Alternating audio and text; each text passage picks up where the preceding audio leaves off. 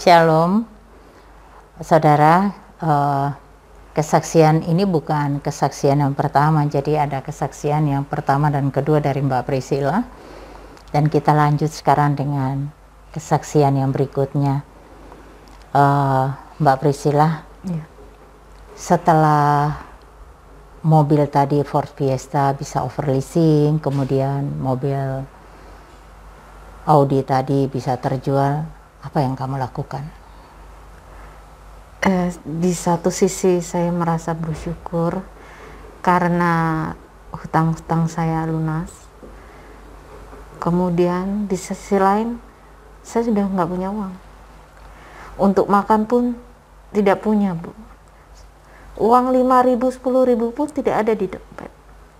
Saat itu saya benar-benar kesulitan.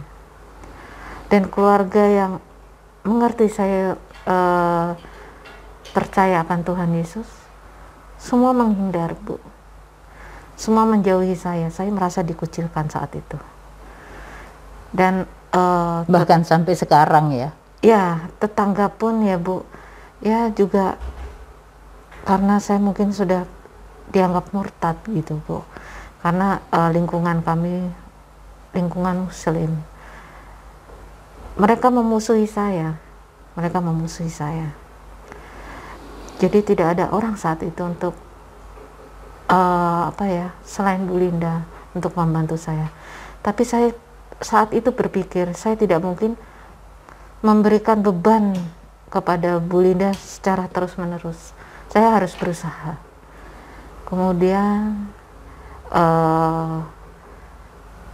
ya ini saya cerita sedikit mengenai mimpi saya dulu, Bu, sebelum saya akhirnya mendapat pekerjaan di Jakarta. Jadi saya suatu malam saya bermimpi, itu seolah-olah Tuhan Yesus tuh datang ke kamar saya. Saya suka tidur dengan kucing-kucing saya. Kucing saya saat itu menyambutnya bukan dengan mengeong, Bu, tapi semacam kayak suara anjing gitu, Bu. Jadi kayak suara longlongan anjing. Saya kaget, kok kucing saya bersuara seperti itu. Saya di dalam mimpi itu juga merasa sedang tidur gitu.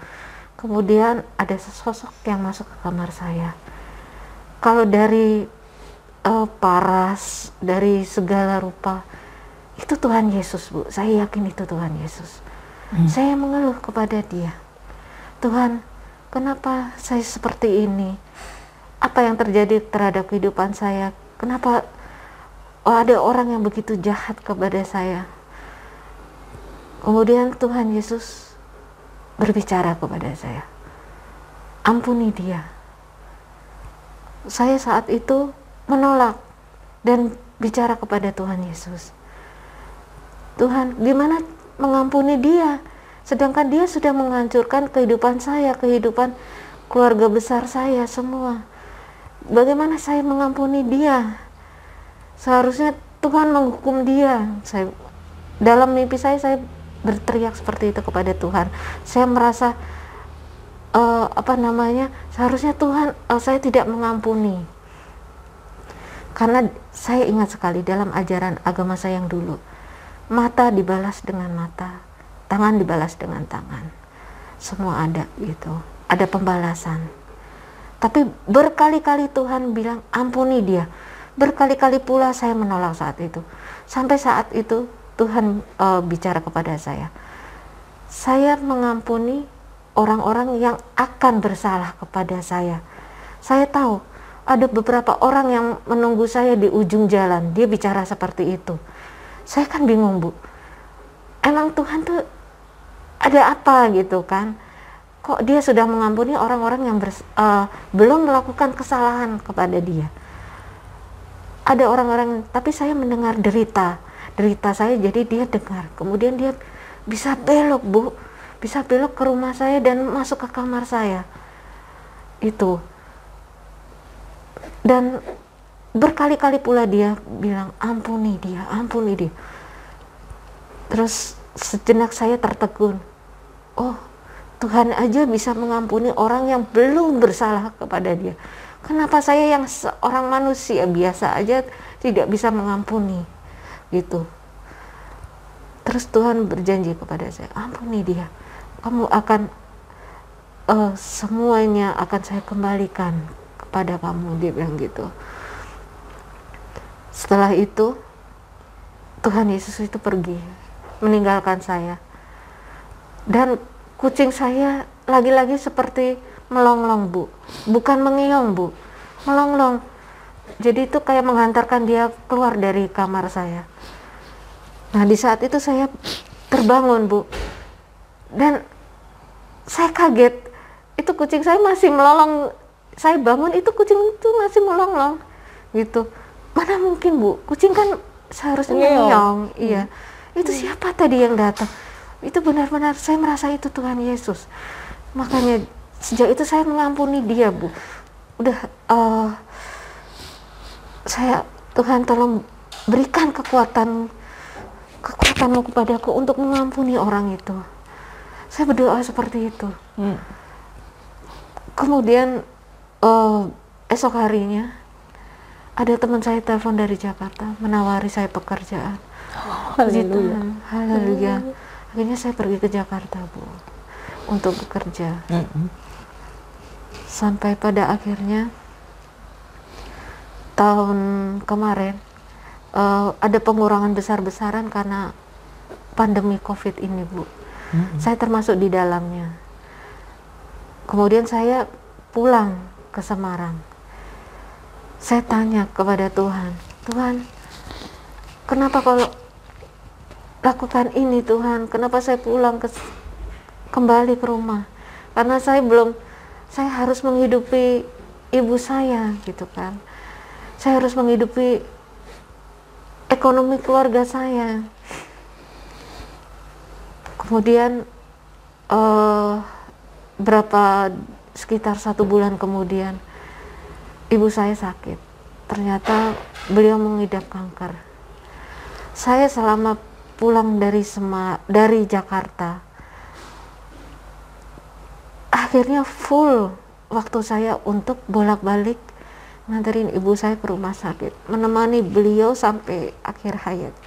Akhirnya saya tahu, oh, Tuhan memberikan rencana yang terbaik untuk saya, untuk terakhir kalinya mengabdi kepada ibu saya. Itu luar biasa, Bu. Buat saya luar biasa. Mungkin kalau saya masih kerja di Jakarta, saya juga tidak bisa melihat ibu saya untuk terakhir kalinya, merawat ibu saya. Ya, ini luar biasa, Tuhan sudah merencanakan yang terbaik untuk saya dan ibu saya. Itu, Bu. Walaupun sekarang gimana kehidupan secara ekonomi, Mbak Priscilla, bagaimana? Ya, waktu awal-awalnya kan masih ada tabungannya, Bu, dari pekerjaan saya. Tapi saat ini saya benar-benar sudah benar-benar pasrah pada Tuhan. Ini saya mau dibawa kemana, saya butuh pertolongannya, gitu, Bu.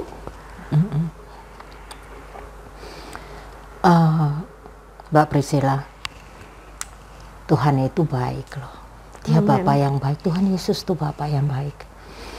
Dalam kondisi kadang-kadang kita dalam keadaan yang terjatuh, sangat terjatuh, di situ kita baru merasakan pertolongan Tuhan yang luar biasa. Amin.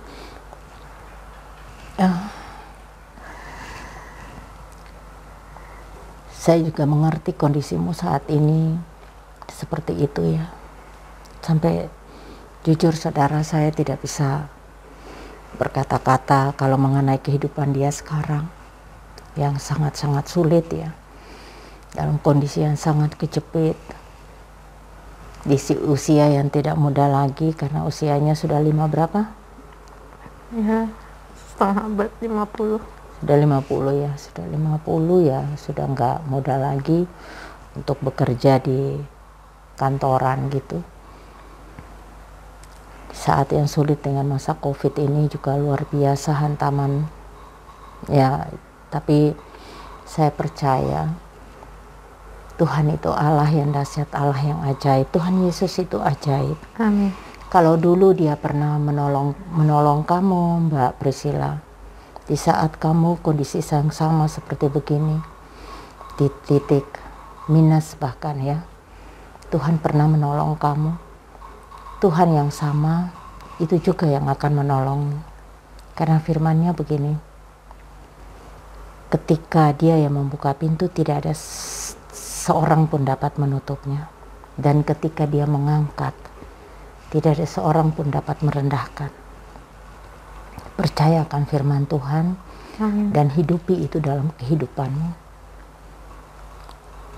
Karena Dia Jehovah Jireh, Allah penyedia, Dia yang menyediakan keperluan kita. Dia tahu kebutuhan-kebutuhanmu, keperluan hidupmu, Dia tahu. Dan itu dalam firman juga Dia berjanji Dia memelihara janda dan anak yatim piatu. Jadi orang-orang seperti kamu, seperti aku itu dipelihara Tuhan. Saya percaya Tuhan itu akan pelihara Mbak Priscilla. Jangan pernah ragu sama Tuhan Yesus. Karena Tuhan Yesus itu tahu isi hatimu. Dia bilang, tadi seperti waktu Dia jalan di depan rumahmu dan Dia belok ke rumahmu karena Dia mendengar apa? Ada penderitaan. Ya. Nah, Tuhan yang sama juga akan datang sama kamu. Dia Bapa yang setia, Bapa yang baik. Dia yang akan menolong kamu. Dan saya percaya di luar sana yang nonton video ini, ada orang-orang yang diutus Tuhan untuk menolong kamu. Aku percaya. Karena Dia Allah yang ajaib. Mungkin saudara yang ingin membantu Mbak Priscilla secara langsung bisa transfer ke rekeningnya dia langsung aja. Dan mungkin yang mau memberikan pekerjaan buat Mbak Priscilla juga bisa menghubungi saya di WhatsApp saya 081 225 198 945 supaya bisa menolong dia keluar dari pergumulan hidupnya. Setelah orang tua dua-duanya nggak ada, tidak adakah saudara atau yang menolong kamu gitu, bahkan keluarga dari orang tua?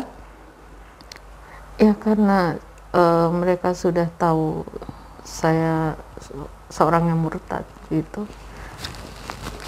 Mereka masih menjauh. Saya merasa dikucilkan. Ya sudah, saya hanya pasrah pada Tuhan. Itu aja.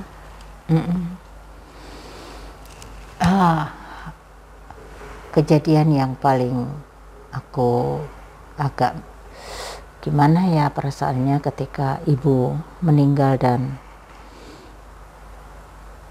saudaranya sibuk dengan uang duka.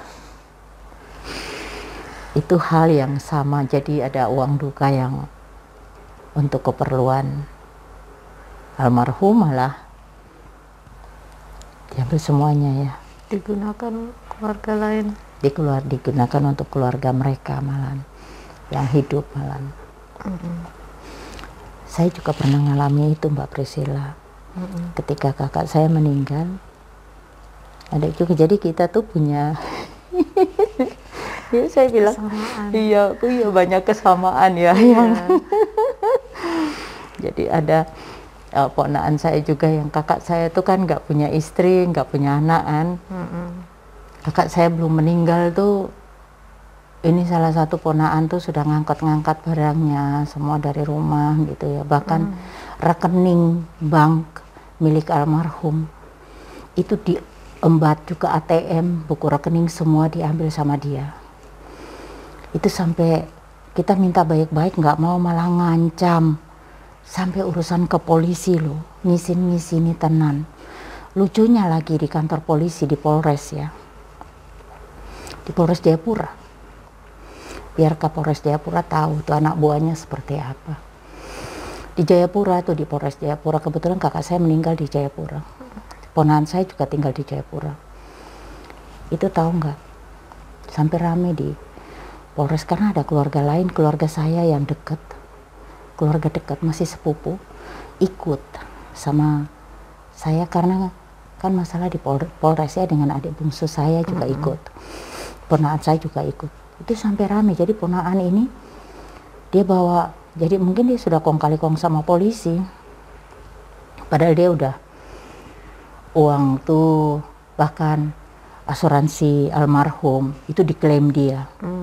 Tapi cepat, untungnya tuh tidak semudah itu untuk cairkan asuransi kalau tidak ada hubungan darah. Ponakan ndak bisa, kalau ada saudara kandung. Puji Tuhan. Jadi asuransi aja yang masih terselamatkan. Yang rekening ya, udah uangnya almarhum itu sudah diambil semua sama dia. Bahkan masih hidup pun uang-uang yang datang, bahkan uang waktu meninggal pun dia sibuk ngurusi uang kematian. Jadi tujuannya dia memang uang gitu. Jadi ada orang-orang jadi gini. Seperti itu ya. Jadi gini, di dalam keluarga itu nggak semua gitu keluarga kita tuh baik. Nah kebetulan yang ponakan tadi bukan anak kandung dari kakak saya, anak angkat gitu. Jadi tidak ada hubungan darah gitu ya, puji Tuhan banget, memang bukan keluarga kandung saya gitu, tapi itu anak angkat. Tapi dia menguasai banget dan saya tuh nggak mau ribut. Saya tuh uang gitu loh, ngisini gitu ya, malu gitu loh. Ya tapi itu yang terjadi, itu kasus yang sama yang terjadi dalam kehidupan Mbak Priscilla kemarin juga begitu, yang sampai jadi kita dalam kondisi yang berduka, ketimpa musibah, sedang ketimpa musibah, kok ya ada orang yang terdega dengan keluarga, masih masuk dalam keluarga yang tega melakukan hal itu.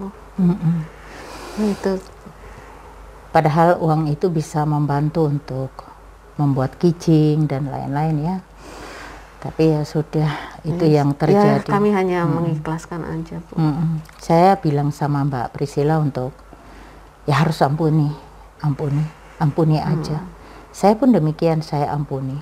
Jadi memang kadang-kadang di dalam keluarga kita sendiri itu justru yang jahat gitu loh, jahat gitu. Sedih banget sih ketika hal-hal yang seperti begitu terjadi. Pastinya membuat kita tuh shock juga gitu loh, kok bisa gitu loh. Kayaknya tidak mungkin terjadi. Tapi saya kira bukan cuma kita berdua ya Mbak Priscilla yang mengalami, pasti banyak orang di luar sana juga pasti juga mengalami hal yang sama, banyak yang mengalami hal yang sama. Jadi ketika keluarga kita meninggal, kita tuh tidak dikasih kesempatan untuk berduka gitu. Jadi kita sudah sibuk dengan harus menangani masalah dengan mereka gitu, yang serakah itu. Bahkan kalau Mbak Priscilla kan rumah orang tua kan masih utuh, jadi bisa berbagi dengan saudaranya. Kalau saya lebih lagi, orang yang tidak berhak atas rumah kami, rumah orang tua tuh malah yang monopoli. Dan kakak-kakak saya tuh kebetulan yang berusaha mau mengambil kembali itu meninggal akhirnya. Jadi saat ini dikuasai orang lain, rumah orang tua saya dikuasai orang lain, dan mereka seolah-olah waktu saya ke sana itu mereka tuh malah ngusir situ. Padahal di situ rumah yang saya lahir, pusar saya ditanam di situ. Tapi kayak begitu ya. Tapi nggak apa-apa. Kakak saya almarhum bilang begini, ampuni aja, kita lepas aja. Apa yang diikat sama kita di dunia itu akan mengikat kita di sana nanti. Udah lepaskan. Saya bilang iya kok, saya lepaskan kok. Saya lepaskan, saya ampuni mereka. Tapi tahu nggak, dari 3 anaknya ini orang ya, anaknya laki-laki 3, tiga-tiga itu menikah dan tidak ada anaknya sama sekali.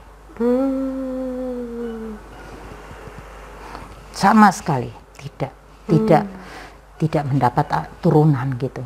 Ya mungkin mereka adalah mungkin turunan terakhir yang menempati rumah itu. Karena tiga-tiga nggak punya anak. Iya, iya. Ya itulah hak yang orang lain punya, jangan ada rasa serakah itu loh. Betul. Mbak Priscilla, kita jadi orang itu asal kita jujur di hadapan Tuhan, jujur di hadapan manusia, kita bersikap baik pada sesama, kita punya kasih yang besar, karena kasih dari kita itu kita menampilkan kasih Kristus. Ketika kita mau mengampuni seperti tadi ya, Tuhan ajarin kamu untuk mengampuni. Wow, keren banget ya. Pengalaman yang tidak dimiliki semua orang. Tuhan bilang bahkan orang yang belum berbuat salah sama aku aja aku mengampuni. Kenapa kamu enggak? Luar biasa loh Mbak Priscilla, karena tidak semua orang bisa didatangi Tuhan Yesus. Kalau kamu karena saking tidak percaya tapi masih bagus, kamu itu mengalami hal yang supranatural yang luar biasa, dan saya percaya itu di alam roh kamu berjumpa dengan Tuhan Yesus. Saya percaya 100%. Memang kamu berjumpa itu bukan mimpi, tapi memang dalam alam roh kamu berjumpa dengan Tuhan Yesus di saat kamu mungkin di saat itu yang sakit hati yang luar biasa. Dan di situ kamu baru mulai mengenal Tuhan Yesus, pribadi yang penuh kasih dan penuh pengampunan. Nah itu yang luar biasa ya. Dan mungkin saat ini, mungkin di luar sana, mungkin ada orang-orang yang mengalami hal yang seperti kita. Rasa sakit hati pada orang yang membuat salah kepada kita. Dan sulit mengampuni. Mungkin mereka dengar ini dan mereka mau dilembutkan hatinya sama Tuhan dan mau mengampuni ya saudara. Jangan dibawa, jangan disimpan, karena itu akan menjadi penyakit buat kita secara jasmani juga. Kita akan kena sakit kalau kita banyak menyimpan kepahitan. Makanya Tuhan ajarkan kita untuk mengampuni. Luar biasa sekali pengalamanmu Mbak Priscilla, karena Tuhan sendiri yang langsung mengajari. Wow, iya, karena Tuhan mengajari loh, itu luar biasa banget. Mungkin orang akan bilang, lo halu. Yang dari seberang itu kadang kalau yang kita katakan yang murtadin begini itu mereka hujatin kita habis-habisan. Hujatan, tapi mereka kan belum mengenal kasih Kristus. Mereka belum mengalami bagaimana jamahan Tuhan. Tapi kalau ketika mereka sudah mengalami, pasti mereka juga akan merasakan bagaimana Tuhan Yesus itu penuh kasih, bagaimana Tuhan itu penuh pengampunan. Luar biasa. Ngomong-ngomong, pernah kan sekali waktu di Jakarta kamu terjatuh ya? Untungnya nggak masuk di tempat ganti oli itu ya, kok lubang itu ya? Iya, saat itu saya mengendarai mobil dinas. Mobil dinas itu kalau misalnya ditambangkan besar Bu.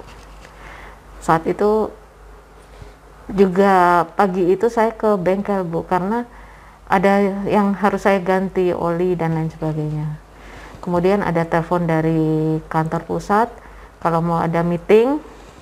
Jadi saya pikirannya saat itu udah melayang kemana-mana. Saya nggak sadar kalau di belakang itu tuh ada lubang besar untuk ganti oli. Nah, saya mundur ke belakang, akhirnya saya masuk ke lubang itu, jatuh. Tingginya kurang lebih 1,5 meter ya, tinggi, dalam sekali, dalam sekali. Kemudian saya bilang sama orang bengkel lebih itu, dari 1,5 kayaknya sih, karena itu dia kan harus ke atas ya, lihat ke atas itu. Saya minta tolong untuk orang bengkel menelpon orang kantor, kan saya lagi saya pegang handphone. Kemudian orang bengkel itu menceritakan, kemudian datanglah orang kantor untuk menolong saya. Nah, kemudian saya masuk ke rumah sakit gitu kan, langsung di UGD gitu. Saya harus ronsen kepala. Kalau nggak salah namanya saya lupa tuh apa ya Bu? Bukan MRI? Ya semacam itu kan. MRI. Jadi kayak di scan ya, otaknya gitu MRI kan. Itu. Karena apakah ada retak-retak dan puji Tuhan saat itu nggak ada Bu. Jadi Tapi yang dokter heran itu kondisi otak, kondisi fisik otak saya salah satunya kecil sekali. Jadi yang satu besar normal, yang satu kecil. Ya, kalau kotak itu kan kalau dilihat itu seperti Ada duren, dua. dia dibelah-belah Iya, duren tuh betul. ada isinya gitu ya. Ada Sebelahnya normal. Yang sebelahnya normal, yang satunya kecil. Kemudian dokter itu kan tanya ke saya, ibu tahu nggak ibu kalau misalnya otak ibu salah satunya mengecil gitu, kecil lah bu, bukan mengecil, kecil. Saya tidak tahu. Ini ibu tidak tahu. Ini mungkin dari sejak lahir otak itu kecil gitu. Tapi ini adalah mujizat dari Tuhan. Karena sampai umur sekian saya masih bisa hidup gitu, kata dokter itu. Saya langsung lihat, wow, Tuhan itu sangat baik sama saya gitu. Saya tidak mengalami hal-hal yang yang pusing atau apa iya, gitu, tidak Bu. Seperti orang normal biasa yang punya kondisi otak yang normal gitu. Jadi saya nggak mengalami itu juga gitu. Saya masih bisa berpikir, semuanya masih kuliah bisa. juga normal. Bisa kerja iya gitu Bu. Itu tuh mukjizat dari Tuhan luar biasa. Nah itu yang nggak mungkin bagi manusia, sangat mungkin bagi Tuhan ketika ada yang lahir dengan otak sebelahnya kecil, tapi Tuhan pelihara dengan luar biasa. Harusnya kamu bersyukur, benar-benar bersyukur Mbak Priscilla, karena kamu tuh disayang banget sama Tuhan Yesus. Amin. Disayang banget. Buktinya ketika ya banyak sekali ya yang harus Mbak Priscilla syukurin, terlahir dengan kondisi yang tidak normal. Betul. Yang kalau orang begitu ya mungkin udah mati, tapi Tuhan pelihara kan. Iya, betul, Bu. Tuhan punya tujuan. Iya. Supaya kamu menjadi saksinya. Nah, saatnya kamu bersaksi ini. Kiranya Tuhan membawa video ini bisa sampai ke ujung dunia untuk menjadi kemuliaan nama Tuhan aja. Amin. Dan itu banyak hal yang Tuhan lakukan dalam hidupmu yang itu nggak mungkin terjadi. Pertolongan Tuhan tadi yang kemarin, dihimpit utang yang luar biasa, Tuhan tolong. Pendarahan yang nggak mungkin lah bisa masuk rumah sakit ditangani dengan BPJS, baru 2 minggu kemudian baru boleh dipakai, itu bisa dipakai. Tuhan luar biasa. Tuhan datang sendiri, bahkan Tuhan bilang ampuni dia. Tuhan ajari kamu untuk mengampuni orang yang bersalah sama kamu. Intinya kita jadi orang pengikut Yesus itu nggak boleh menyimpan amarah, menyimpan dendam. Dalam firman Tuhan kan juga dikatakan bahwa kita tidak boleh menyimpan marah sampai matahari terbenam. Kita harus mengampuni, sungguh-sungguh mengampuni. Iya, betul, Bu. Ketika kita sungguh-sungguh mengampuni, Tuhan yang akan tolong kita. Terima kasih saudara ya sudah menonton video kami. Jika saudara digerakkan Tuhan untuk memberkati Mbak Priscilla, saudara bisa transfer ke rekening Mandiri dengan inisial HA Ya. HA dengan nomor berapa Mbak? 900 000 3322 485.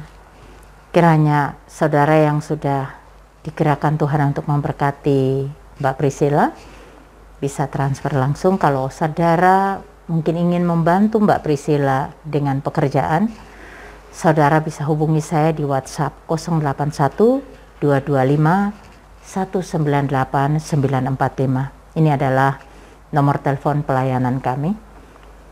Terima kasih banyak saudara.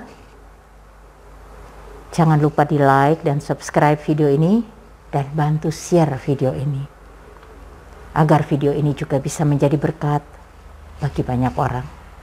Terima kasih saudara. Tuhan Yesus memberkati.